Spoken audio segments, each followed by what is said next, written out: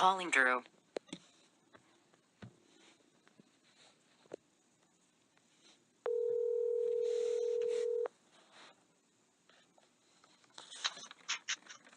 Hola. Good afternoon. How's it going? Sorry, man. I flaked on you. I completely forgot we were recording this time. Well, if it wasn't for all the excitement tomorrow, we would do it tomorrow. What's exciting tomorrow? Desiree and I get to find out, my wife and I get to find out what we're having. We have our ultrasound tomorrow. Oh, I didn't know that. Well, congratulations on whatever it is. What do you want? A healthy baby. Okay. Good deal. We don't really, neither one of us are wanting one or the other. Either one's fine. It's just we want a healthy baby. I can't decide which one I want for you. Why do you say that? I don't know. Because I've had a lot of girls and I have one boy, and sometimes I wonder which is better, and I don't really know. There's different aspects for both of them. Well, I that's kind of the way we both think, you know. We've got names for both. We'd like to have 2 kids, so we've got names for both, and we're from the consistency of everybody that's out there. It's like 75 or 80% is saying boy, and then like 20% is saying girl. Yeah. So, but the mystery is still there until tomorrow. Well, do you want me to do an intro? Sure. Welcome to Making Fun, the podcast that has more dirt than a potato farmer, but less potatoes. I like it. The podcast, it's good enough for who it's for. The podcast that's good enough for who it's for. I've been recording this whole time. Is it okay to use that? Yeah, that's fine. Cool. Yeah, I completely forgot we were doing this today. The wife got called into work, and we were supposed to go on a hike today, and I was trying to regroup. I was just trying to get back into work mode because I had kind of blew off the whole day because I thought she was going to have the day off, but that happens. Now I guess me and the boy are going to make a trip to Menards. If he can part with any of his money. He's tighter with money than I am, I think. I would agree with that. Just talking to him, I would agree with that. Well, you watching? What you been into? What you been watching? I have not been watching much of anything here lately because of being busy. It's that time of year, the summertime, keeps us busy. Yeah, I have been extremely busy. I watched a few videos on, hacking a Amazon Fire Stick. Well, that's useful. Which they're interesting. I don't know if it's worth doing it or not. I watched a few videos on that to help me out. Other than that, I really haven't watched a lot lately. Most everything I've been doing has been busy work. How about you? Yeah, I think summertime's kind of slow. You know, you got more time for videos in the wintertime when it's cold and you're stuck inside. But I got a couple things wrote down. One guy, he started following me, and on Instagram, SA Maker. He's a guy from Cape Town, South Africa, and he's a maker. And, that's cool. I know there was something specific that I wanted to talk about that he done, but I did not write it down, so therefore I don't remember. Well, we'll have to get back to that next time. Yeah, but he seemed like a pretty cool dude, and I've talked to him because I followed him on Instagram too, and he was like doing a flea market, and I was asking him what the prices were because they had a bunch of die-cast cars out there, Oh, really? and then he told me what the prices were, and I didn't understand. Like, oh, that's right, you're from South Africa. Uh, Google. You can always use Google for a conversion. Yeah, well, I'm not going to go to South Africa flea markets to buy my Well, I die. know, but but if even when you're buying stuff online, like sometimes you can buy stuff from Europe or anywhere, Yeah. and you need to know what the conversion is, you can always go to Google and find the conversion rate. Europe. Europe or China. Oh, and another dude I started watching, I subscribed to his channel. You really like this guy. Mustie1. Mustie1. And Okay. he does a lot of mechanical sorcery. Volkswagens, yeah, putting motors on bikes, that kind of stuff. Really interesting. He built this whole motorcycle thing, and it's got like all like found object parts and stuff. Just like forks are holding breathers on, the gas tanks are like canteens and stuff like that. Oh, that's awesome. But it's really smooth. Hey, as long as the metal will hold it, I like that look. Right. Well, we'll check it out because it's pretty cool. Pretty blah, blah, blah, blah. Pretty cool. Blah, blah, blah. Check out the SA Maker too. He's got some cool stuff. I just can't remember what they are. Speaking of Volkswagens, a guy that I work with come up and talked to me the other day, and he has his uncle's Volkswagen trike.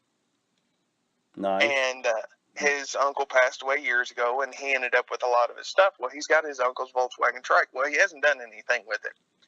And he wondered, he's seen a video of a guy that put a Harley motor on the back of it.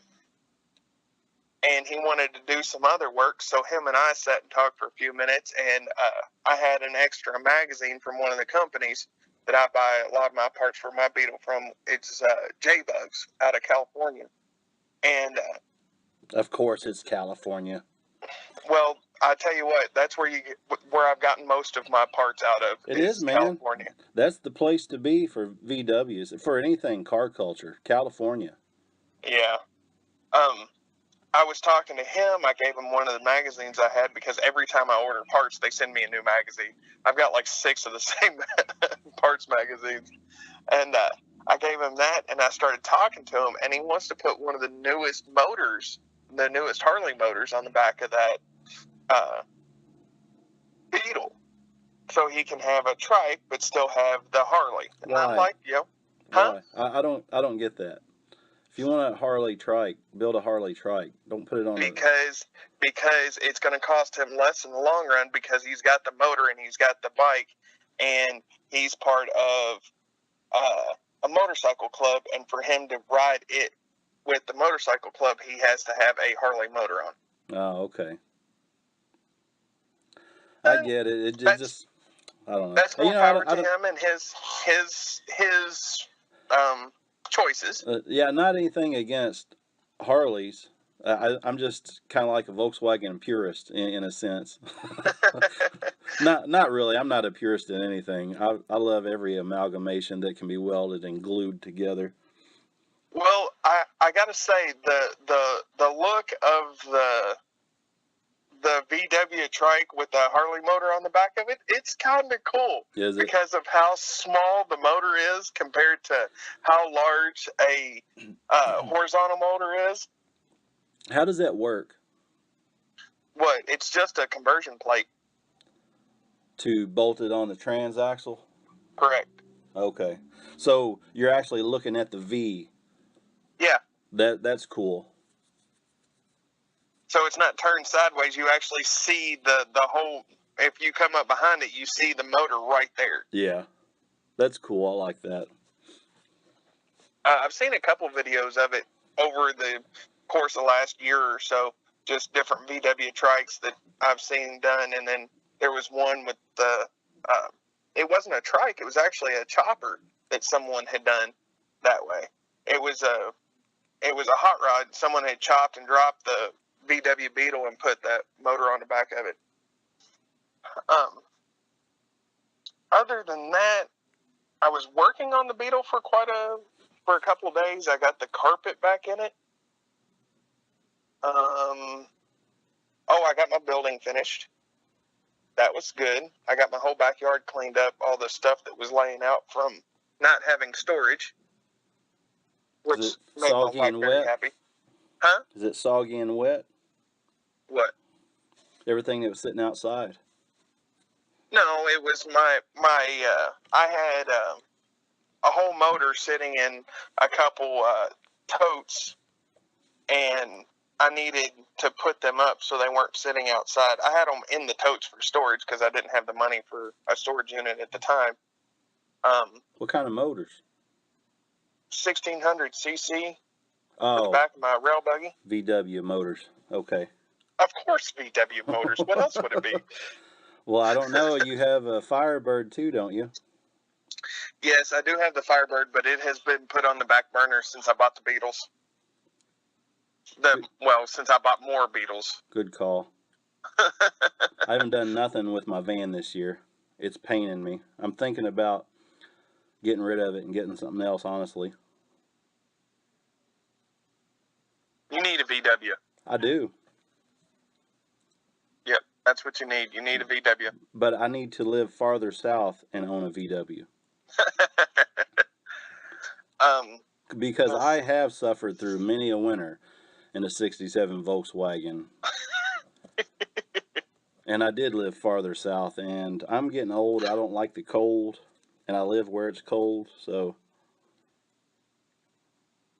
Well, you can always move close to me. That's the plan in a couple of years. That's what I'm planning on doing as soon as I make that big money, you know. Oh, yeah, I forgot. Something else I did. I made a couple birdhouses. Awesome. I think you told me about that one day. I was kind of bored one day. I was outside cleaning up scrap, and I was like, I could do something. It's just a few boards that I had left over. And I was like, I can do something with this. What can I do with it? And I sat and I looked at it, and I'm like, well, my wife's been wanting a birdhouse, so I made one, and it didn't turn out the greatest, but I used what I had. And then I had a piece of ridge cap from my building that was left over because the ridge cap I got was too long. I had to cut it off, and I made another birdhouse out of it, and it looks great. The problem is I made it a double-ended birdhouse. Which, that's okay, but I only have it mounted with one center hook, so anytime a bird gets on one side of it, it falls up, it runs off. I was like, does it start to spin? It doesn't spin, it tilts. Oh, it tilts. Okay. So I gotta come up with something else for that. That's one thing that I always end up making is birdhouses. I guess that's the most fundamental thing that you can make when you have scrap materials. And if I have something left over, I try to use up the scrap instead of burning it or throwing it away, And that's generally what I make is a birdhouse. I've been experimenting with some other ideas, but I really haven't hashed anything out. I've been making a lot of artwork lately. That's good. It's good, but I'm not really in that maker vein right now. My planter outside has been neglected. I have not finished it. And the reason is I'm trying to do a rust effect on it, and I wasn't getting the effect that I like. And it kind of ticked me off, so I quit working on it. And every time I go out there, it's the bane of my existence because it's still on the workbench. And there's 20 other projects laying around the base of it. Like, oh, I got to finish that thing. And it's full of it's full of dirt because it's actually a piece of PVC pipe that I capped both ends, and I went ahead and dumped the dirt in it because what I'm going to do is take a hole saw, or not bit. You know what I'm talking about. Tell me what I'm Yeah. talking about. I can't think. The drill that makes the hole. What's that called? Hole saw? Hole saw. Okay. Anyway, but that's what I was going to do. I was going to drill holes through the top of it, and I got some copper pipe that I'm going to put on. It's kind of like a display piece more than it is a planter, but you're going to be able to grow kale out of it. Okay. But I dumped all that dirt in there, and I know there's a few poor worms that suffered their fate in there because I haven't gotten back to it, and I know there's a couple worms that went in there. They might be okay. I don't know. Oh, something else I did. I started composting. Well, good.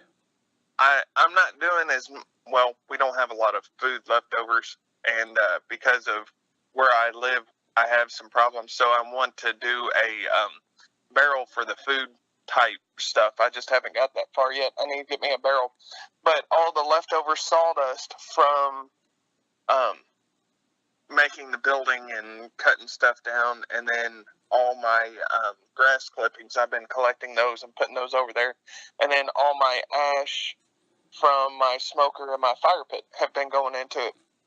That's going to be a good combo, especially with that ash in there. Yeah, I need some good fertilizer for my plants next year because my plants aren't. I don't want to use non-natural fertilizer, so I'm trying to stay away from spending a lot of money on my plants and stuff. So they're not very large yet this year. Yeah, mine either. I've got all kinds of jalapenos. Like my jalapenos, I've got all kinds of them. My bell peppers, I lost one plant, I think, to a rabbit because it ate all the leaves off of it. So I had to put a fence around it. And then my tomatoes are doing good. They're just not that tall. They're not that big because of where they're at. Yeah, mine aren't very big yet either, but I got a later start than you, and you probably don't have a lot of nutrients in your soil yet. No. Well, the soil that I used it's pretty dark. It's not, black, rich soil, but I figured it would do a little better than what it has been doing this year. Oh, you bought some, didn't you? What? Soil. No, I didn't. Oh, okay. I think my hanging baskets, my hanging upside down plant baskets are suffering because I used dirt from last year out of a pot, and I didn't use any soil, so they're suffering a little bit. They're still hanging in there, but they're not growing real fast. I did break down and put some fertilizer with it, but then I forgot to water the past 2 days, so that's not helping it. Yeah, those you got to water almost daily. Yeah. I was doing pretty good, but I guess I got lazy or something. No, never. Every day, all day. Mm-hmm. If you hear somebody else talk. I did. Let's see. What did I do? This past weekend, I smoked a half a chicken, which turned out very well for me. Thought you gave up smoking. It's bad for you. Yeah, I smoked the chicken, my smoker. That turned out really good, and of course, I did my corn on the cob in the smoker, which was wonderful. I loved that. Oh, that sounds good. I've learned that I can do corn on the cob, baked potatoes, and then the meats with it. I can do the whole meal in the smoker if I want. And that turns out great, especially, you only have to check a smoker every 15, 20 minutes or so you can do other stuff. So while I was doing that, I've had a deadbolt for my back door that I've needed to put on because we were using a slide lock on the inside. Yeah. So you could never get in the back door. And I had that deadbolt that I needed to put on, so I had a Ryobi cutting set that mounts up so that way you can do your hole saw for the inside, and everything's lined up, and it turned out great. If you ever need deadbolts or anything like that, let me know because I pull them out of the garbage all the time. I don't always have them, but sometimes I do. Okay.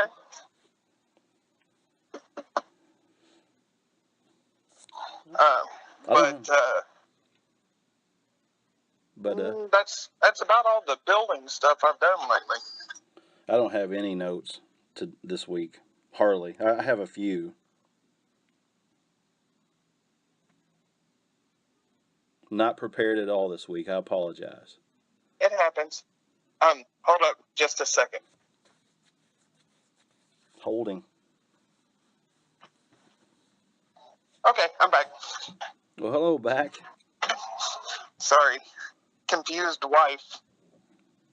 Why are you recording a podcast in the middle of the day instead of first thing in the morning? It doesn't make sense. Well, being third shifters, she was asleep and didn't know where I was. Oh, where's he at?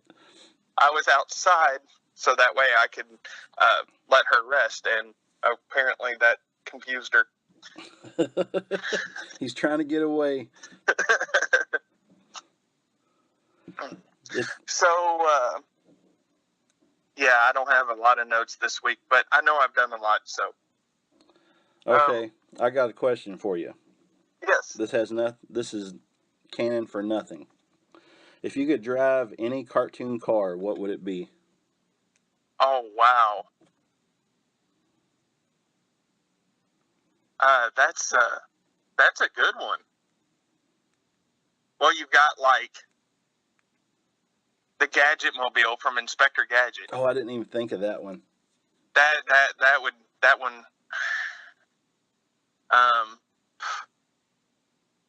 That would probably have to be mine. The Gadget Mobile? Is that what it's called? Yeah. I remember that. It was cool. I didn't even think of that one. I did some research on that. I was laying in bed. I was like, if I could drive a cartoon car, which would it be? Mine would be the Mach 5. The Mach 5. From Speed Racer? Oh yeah.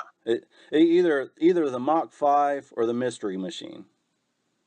Mystery Machine would be cool. Yeah, because I love vans, But yeah. the Mach 5, I was just looking at a toy of that, and I was like, man, if that, I'm sure there's someone's made a real one. I don't know.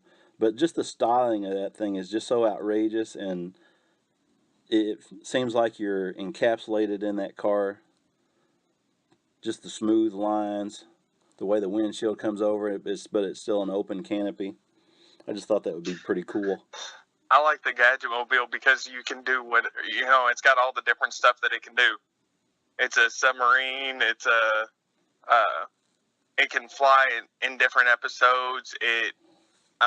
The wheels can go up and put the car on stilts. It just has all the different gadgets. Multi-use vehicle. Yeah, but if you were driving the Mach 5, every time you got in it and started it, you would say, "Go, go, go, Speed Racer."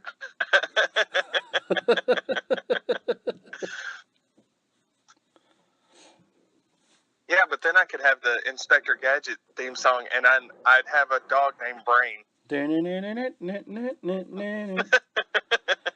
Yeah, Brain was the brains of that outfit. Brain and yes, Penny. Yes, he was. Inspector Gadget's more like the Mr. Magoo. I mean, the Magoo Mobile. with the prescription windshield. I'm telling you what, man. Lately, that's probably what I need is a prescription windshield. It happens to all of us. I've been doing a lot of detail work and some modeling and stuff like that, and I don't know if I told you, but I got a pair of safety glasses from the thrift store that have bifocals in them. No, you didn't. Yes, and I am using those things all the time because I'm losing my sight, seriously. Well, we get older, we start breaking down. I can see you driving the Magoo Mobile. All right, I got one more thing that I wrote down for notes this week, and then I'm out. Okay, then you'll have to start your topic. Okay. Okay. It's a joke. Clear my throat here. After a talking sheepdog gets all the sheep in the pen, he reports back to the farmer. All 40 accounted for. The farmer says, but I only had 36 sheep. I know, says the sheepdog. I rounded them up.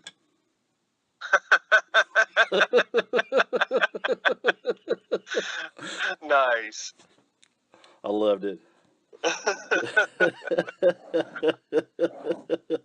It's still tickling me. That's a good one. I rounded them up. I didn't want to go into the same serious vein that we had last week. Yeah, I liked the topic last week, but last time, but I wanted to be a little more open this week. We were working on, with me working on the building, I came across an idea, which was when you're making or building independently compared to when you need to make multiples of something and what you do in difference. I'm sure you ran into this many a times. You're talking reproduction versus multiple build, right? Or one-offs versus multiple builds. Yeah, one-off versus multiple build, or reproduction later if you have to do something, how you might change it.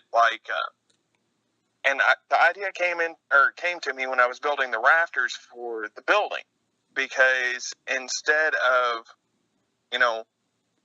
I had thought about it as I was building the first one, and I made a jig to hold everything in place, so that way when I cut my angles and I cut all my boards and put them down and started holding them all together with all my bracing, I had the same angles on all of my rafters, so that way they were same, so I had a nice clean roof the whole way. As I was building the first one, if I was building independently, I probably would have just cut each angle, went along, and yeah, it would have been close, but I wouldn't have been for sure if it would have fit exactly the same. Yeah. You know what I'm saying? So that jig is what helped me create from a one-off and making each one of them an independent build compared to making them a repetitious build. Have you ran into anything like that? Well, me personally, I don't like to do multiple builds of one thing. But I'm trying to get into more of that because there isn't any money in making one-offs most of the time because of the time that it takes to make a one-off. If you built every one that way, you definitely wouldn't make any money. Right. Because my instinct is to, like, say my wine bottle birdhouse leaner things. My instinct was to cut the angle, or cut the length, cut the angle, drill the hole, cut the angles for the roof, and apply the roof. And I did one that way, and I thought, well, this is a great idea. I need to make more so that I could sell a couple of them. Albeit I have not photographed them or listed them to sell them, so it hasn't done me any good. Part of the problem is we haven't had any wine, and I needed another wine bottle to do the photograph because the one I made Mom is different than the other ones that I made. So I need to do another photo shoot, and I just haven't bought another bottle of wine. Now, why did you change it? Well, because it's not... wait, why did I change it from the one Mom had? Yes. I just painted hers. The other ones are plain. They look just like little birdhouses. And have you thought about staining them to help seal them? No, they're painted and they are sealed. Oh, okay. But the one that I made for Mom, I just painted flowers and stuff on them. Oh, okay. They're all painted, but I painted scenery on Mom's. Okay. But in doing that, I realized if I was going to make a bunch of them that I had to get an operation in place to do those, so that it didn't take me forever. Instead of lining it up and drilling the hole and lining it up and drilling the hole, I did what you did, and I made a jig, and I drilled 2 holes at one time so I could save some time. Okay. I set a jig up on the table saw and I cut all the angles there. But that is outside of the way that I think, because usually my creative nature just takes over and I start making something. I go from one process to another. And doing multiples like that, you really have to get in the mindset of what am I going to do this mass production. See, that's part of the issue that I've had, and one reason I wanted to talk about this is because there are things that I've thought about that I would like to do. Like I like making the birdhouses and I like making other things, but all of my builds are normally one-offs or repair work. Like Right. most of the time, I'm working on my house, or like I built a whole shed out of a crate. Yeah, it was great. It worked great for me, but I'll never do that the same way again. Right. And if you're making as your business, which I'm not, I do a lot of different things, but I still make things, and I need to have some kind of residual income. And making those multiple builds, I'm trying to add more of that to my repertoire of things that I do. I'd seen, well, the same time I was doing those rafters, which was before the last time we had talked, I had seen a video of Alex Steele. I like watching his videos. I get that. I think you talk about the guy every time we have a podcast. Well, I'm not really going to do blacksmithing, but I do like, seeing that. I do like watching the blacksmithing stuff because it's something I'm interested in, but I don't have the facilities to be able to do it. And he was making hammers. I watched a video of him making hammers that he was selling, Right. and he was making like something like 70 blacksmith hammers that he was selling. And it was a lot of work, but the way that he was doing everything, he still had to basically do one-offs for everything because he doesn't have machinery to be able to transport from one point to another in a specified machine to do it. All of his is basically one-off builds of everything he does. So when you see him doing mass production, he just, okay, I'm going to cut all of the billets for everything. So he cuts all of the billets. And, right. It's not designing. He has some jigs for stuff, but most everything that he does is very strong, basically one-off build. He's just doing everything multiple times. Well, that still saves a lot of time. Like you said, he cuts his material and then he starts another process on all of them. And Yeah. I mean, if you're not set up to do, basically that is a one-off build, but he's doing multiple one-offs, right? Right. And I mean, that's basically the way I do it if I'm going to make multiple things. So his is more of reproduction of the same thing over and over again instead of like a multiple build where you would build 3 or 4 at a time. No, that's not a reproduction. That's a multiple build, because a reproduction would be you made one and you're going to make it again. That's the process of production, not reproduction.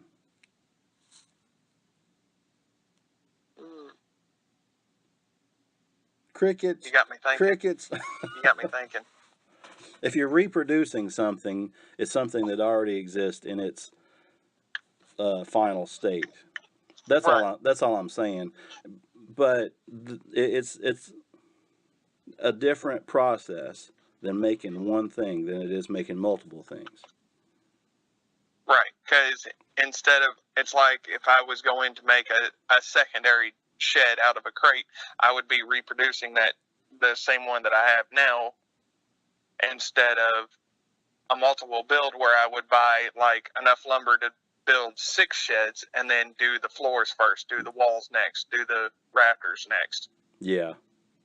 Okay. I agree with that. I concur. You concur? Concurrently. Is that a word? I don't know. I just made it up. It's good to think of things that way, especially if you are like selling a product. You have to get the most bang for your buck. And that's kind of what I was trying to do with those birdhouses. I thought it was a good idea. And I still do. I just need to get the things listed so that I can sell them. That happens from time to time. It happens to me all the time. I have a little craft project thing that I haven't had stellar sales with, but it's a little flip flop. It's like a baby size flip flop, but it's made out of wood and it's made to hang on the wall. Yeah. And that's something I mass produced. And it just started out, I was out there, what can I do with this scrap? Because, that's my thing, is to upcycle everything that I find.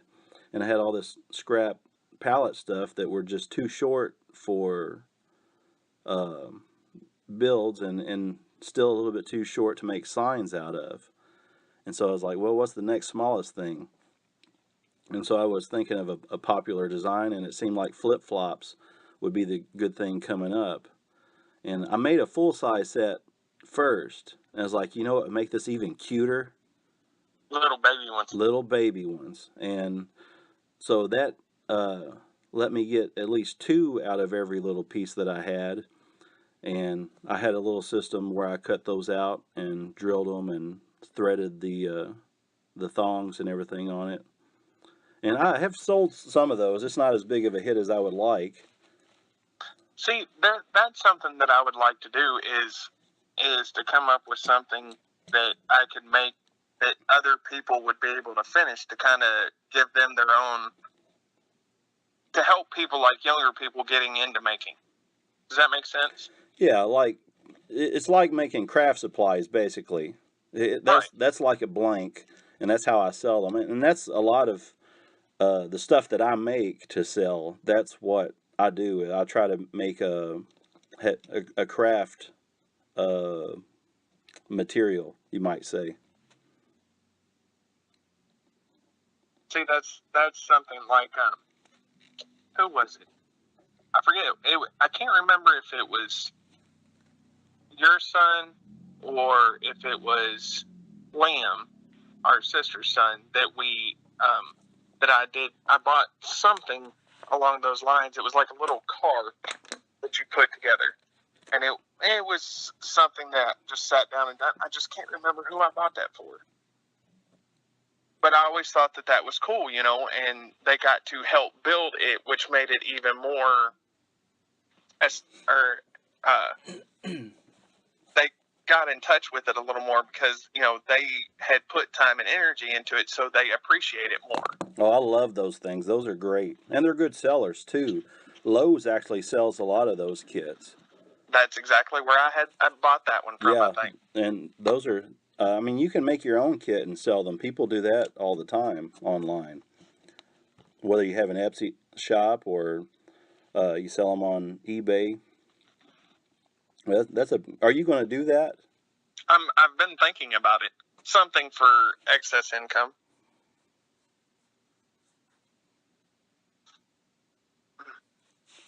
Excess income. I've never had that. So, what is that concept? Something for extra income. I mean, we've got the baby coming, and you got a baby coming. You ain't gonna have no extra income. Welcome to the next 20 years of your life. It's more along the lines of diaper funds. How's that? Yep. What am I going to do with this money? Well, the baby's going to poop on it, and we're going to throw it away. That's the next 20 years of your life. Your money's getting pooped on. Talk about wiping your butt with money.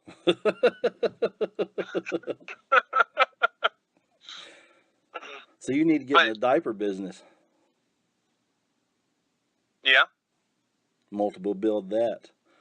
I heard an interesting story. Where did I hear that at? The guy. I don't know. The guy that invented the disposable diaper, he invented it because he had to take his granddaughter on a long trip or something, and he thought it was just disgusting to have to carry those dirty diapers around with him, because it was a long trip and they had reusable diapers and they had to keep those in a pail while they were on the road trip. and that's what created the disposable diaper. Well, necessity is an avid maker. The mother of invention. Uh-huh. But yeah, I can't remember if that was on YouTube or if I read it somewhere. And I think he was, correct me if I'm wrong, a chemist at Dow or something like that. I'm probably messing it all up. Don't ever listen to me for credible information. You know the idea is there, but you don't know if it's right or wrong. Yeah. You know what? In this day and age, you don't have to know anything. You just got to have the ability to look it up. The process of you can do anything as long as you got connection to YouTube. Yeah. You know, back before we had internet access the way that we have it, your dad used to tell me that all the time. I was like, "What is this?" He's like, "I don't remember that stuff. It's written down somewhere." And he was right. You know, we had plenty of books with that information in it. We just didn't have instant access to that information. Right. Yeah, it's a little bit faster now. Wow. Well, it helps me out tremendously. I've been doing a lot of side work repairing. I got a Budweiser light that a guy at work needs repaired, and I was looking up the information on it. And you know, used to be there wasn't. You just look up the schematics of something. Now I look up the schematics on stuff all the time. Car schematics, lawnmower schematics, lighting, all kinds of stuff. I just, you know, I need to know, well, what's this wire supposed to do? Well, I can just go, this is the model number, blah, blah, blah, blah, put it in and look through a few, make sure that I'm seeing the same thing on multiple sources, cross-reference the material. Huh? That's what I was going to say. Make sure that you check a couple sources. Yeah, I always cross-reference my material, and then I go, oh, okay, so that's what that's supposed to do, and then I go on and, hell, I had someone asked me yesterday why they weren't getting fire to, it was a 12 horsepower Briggs & Stratton engine, and I talked to him, and I'm like, well, it could only be a couple of things, and I'm like, well, you've only got your starter, your solenoid, are you getting power to the starter? Well, it's trying to turn over. I was like, okay, so are you getting fire to the spark plug? Well, I don't know. I was like, well, you got to check that. But if you put a new solenoid on it, and goes, well, I put a new solenoid on it. I'm like, well, you need to make sure your spacing's correct. Then you got to use a business card to space out the solenoid off the flywheel, which is about the perfect spacing on any small engine that I've ever seen. And we were talking about it, and I was like, well, let me double check and make sure that there couldn't be anything else. So I brought up the schematics for that engine and looked it over. I'm like, yeah, that's the only sources that you have for that motor. Right. I worked on one mower that it was a fuel injected motor, which something I had not seen before. I don't even remember the name of the company. And I looked at it and I was like, ho. To open the hood, I'm like, I don't know anything about this motor. Give me a second. That's been about a year or two back. And, you know, I brought up my phone, which is nice to have a smartphone because you have instant access to the information you need when you're working on stuff. Who doesn't have a smartphone anymore? Old people. Yeah. Ones that just use them for phone calls. Phone calls. I was that guy for a long time. It took me a long time to adjust to get the smartphone. I had the little flip phone forever. Didn't I just say old guys? True. I don't know if I'm allowed to call myself the old guy yet, you know, because there's people in their 60s who are like, oh, you whippersnapper. But I'm losing my sight and my hearing, and I can't walk, and I guess I can call myself old. Old. I'm sorry, I cut you off. In perspective. But you know, I brought up the schematic on it. I checked a few things on it, and then I was like, well, it's basically, and he was having the same problem. He had the spacing wrong on his solenoid. I hit the flywheel with some sandpaper and reset the solenoid, and as soon as we did, it took right off. Well, thank you, because that's the same problem I had with my Craftsman mower, but I ended up selling the stupid thing. Oh, I wasn't going to use it much anyway because my yard isn't conducive of having a riding mower. mine's not either. That's why I can't bring myself to use anything more than a push mower. Right. And I have a teenage son. He can get out there and push that mower. Well, I don't have a teenage son. I'm the fat guy that has to mow the yard. But I do like my electric weed eater, and I use my electric weed eater, so that does help. Yeah, I got to get one of those. The weeds are getting as tall as a house around here. And I know the boy would love that. My Ryobi electric weed eater, but the battery that comes with it really isn't strong enough. I had to use my 4 amp hour battery. I still love that thing. It still does great. And I was talking to a guy that I work with, and he brought in the impact, the 1/2 inch impact, electric impact, and he was like, "This thing is awesome." And I'm like, "Well, I love Ryobi stuff." He goes, "I bought this thing because it was cheap, and I needed an impact. I didn't have the money to buy a DeWalt at the time." And he goes, "I bought this thing, and since then I have converted over to Ryobi stuff because of how well it does." Yep. Well, I don't have a Ryobi, but I love my impact. And he changed. Him and I were talking, and I was like, "Well, I've got this and this and this." And he's like, "Yeah, I got all those stuff." And I said, "Well, I've got the battery-powered jigsaw." And he's like, "Well, how does that do?" And I said, "It does great. I've used it for a lot of metal cutting, thin metal cutting that I've done on the Beetle, and it's done absolutely great." And he's like, "Well, I've got the weed eater." And I'm like, "So do I." And he goes, "That thing works awesome." And I'm like, "Yes, it does." So, it's good to see that other people were having the same. And the weed eater is a Ryobi? Yeah. But you don't like the battery that comes with it? Well, the battery that comes with it lasts about 30 minutes of weed eating, and I have about 45 minutes of weed eating. I got you. So I can't do everything that I want to do within one charge off of one battery. I wonder if, my son's working now. I wonder if I couldn't get him to buy one for his lawn business and then Maybe. get him to weed eat. Well, then he wouldn't have a battery for his customers.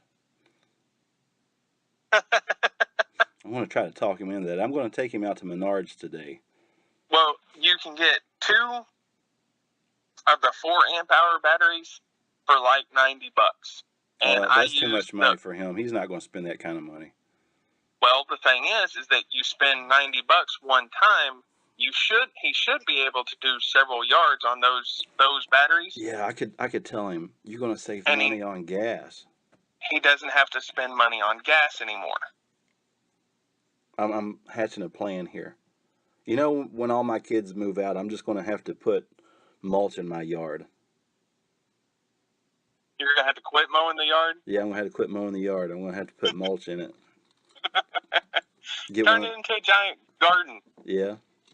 Which isn't going to do so well for you since you're so far north. Well, by then, I plan on being farther south. I want to move close to you guys.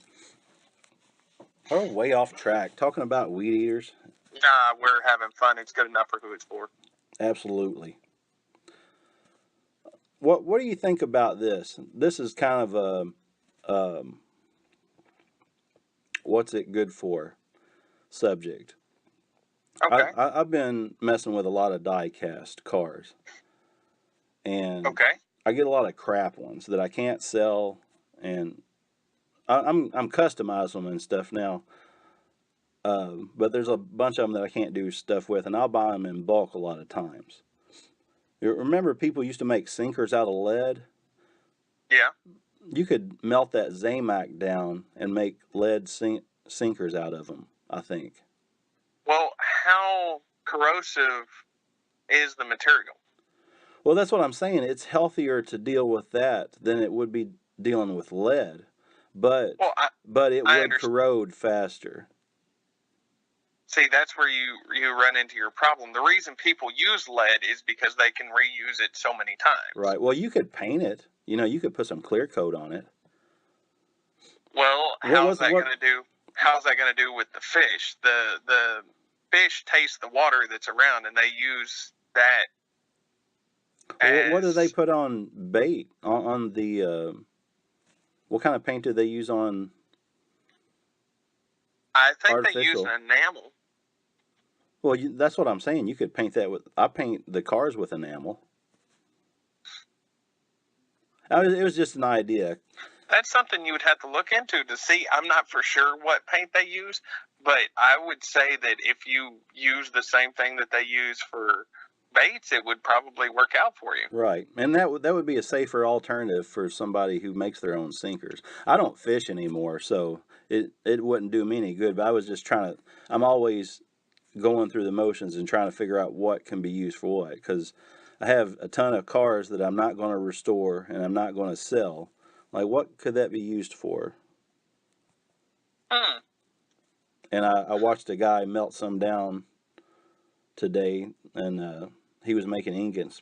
And I think he said he was going to use. I mean, you could use it for any kind of casting that, like statuettes or something like that. So, it's not just sinkers, but I was trying to think of a practical use that people might use them for. And it might even be cheaper than lead. I've wanted to do some casting with aluminum for a long time now. Well, I'll probably end up doing some with a Zamac soon. Well, not soon, but I'm going to play around with it. Do you know what the melting temperature of lead is? No, not right off the top of my head. Because it's like 500 for the Zamac. Well, like Travis, he was doing, he did some lead casting, but... Who's Travis? The guy I work with that does blacksmithing. Okay. He's got a propane forge, and he's got a coal forge, and he'll do smelting with the coal forge, which he uses blacksmith coals so he can get things a lot hotter. And he's done aluminum and lead with it, and I think he's got less than $20 in his whole forge, his coal forge. Right. Yeah, it doesn't take much. This guy was melting stuff in a large bowl, a steel bowl. Yeah. I think Travis used a brake drum and a couple pieces of pipe. Yeah, it can be simple. Hair dryer. I see people overcomplicating stuff all the time. I was like, just put the fire to it, man. It'll do what it'll do. Some people are thinking safety too. Well, true. You don't want that. You don't want that 500-degree stuff popping up on you. This dude, he didn't have no gloves on, no safety glasses, nothing. I was like, yep, it's just one step away from spilling that stuff on you, and you're going to be sorry. Oh yes. But I've done stuff like that before. Let me show you something. Okay, Fire Marshal Bill.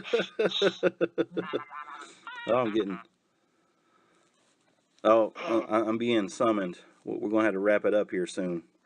Alrighty. I covered everything in my notes. What few notes I did have, we covered early, so. I don't know when this will get out because I don't have a video to go with it. It might just be a picture this time. But okay. I don't know when I'm going to have time to edit it and everything. So I'll get it out as soon as I can. Okay. Just give me a heads up, and then we'll make the announcement. I'll let you know tomorrow about the baby. Awesome. I can't wait. But I guess I'll have to. So this is episode 7? It most certainly is.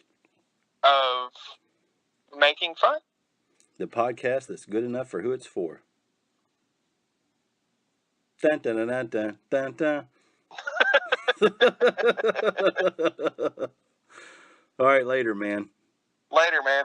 Bye.